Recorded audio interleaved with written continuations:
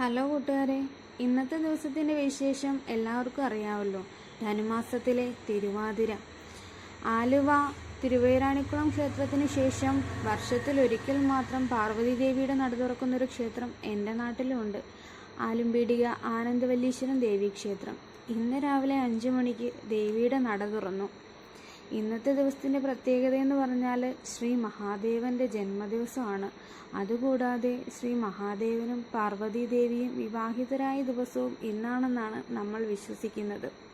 ഇന്നത്തെ ദിവസം സുമംഗലികളായ സ്ത്രീകൾ തിരുവാതിര വ്രതം അനുഷ്ഠിച്ചുകൊണ്ട് തിരുവാതിര നടത്തിയാൽ ദീർഘസുമംഗലികളായിരിക്കും എന്നാണ് നമ്മുടെയൊക്കെ വിശ്വാസം. മാത്രമല്ല, നല്ല ഭർത്താവിനെ കിട്ടാൻ വേണ്ടിയിട്ട് ചെറിയ പെൺകുട്ടികൾ തിരുവാതിര വ്രതം അനുഷ്ഠിക്കുകയും ചെയ്യാറുണ്ട്. തിരുവാതിര കളിക്കുന്നവരോടൊപ്പം പാർവതി ദേവിയും വന്ന് കൂടെ കളിക്കും എന്നാണ് വിശ്വാസം.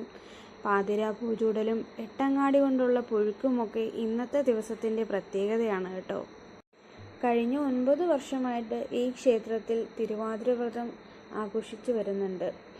ഒരുപാട് പെൺകുട്ടികൾ ഈ ചടങ്ങിൽ പങ്കെടുത്തുകൊണ്ട് ദേവീദേവന്മാരുടെ അനുഗ്രഹങ്ങൾ ഏറ്റുവാങ്ങുന്നുണ്ട്. തിരുവാതിരയുമായി ബന്ധപ്പെട്ട് മറ്റൊരു ഐതിഹ്യം കൂടി നിലവിലുണ്ട്. കാമദേവനെ ശിവൻ തൃക്കണ്ണുകൊണ്ട് എരിച്ച് ഭസ്മമാക്കി.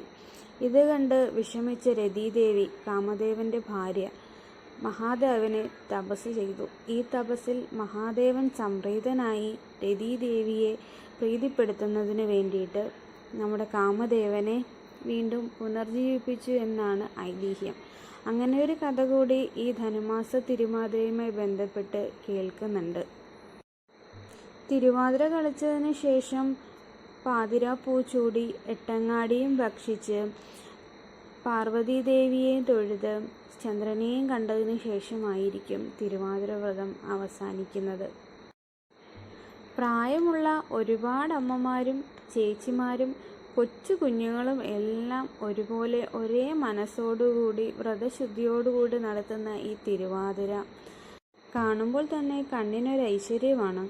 ക്ഷേത്രത്തിൽ തന്നെ ഭക്ഷണവും ഉണ്ടായിരുന്നു. ഞങ്ങൾ അത് കഴിച്ച് അവിടെ നിന്നും ഇറങ്ങി.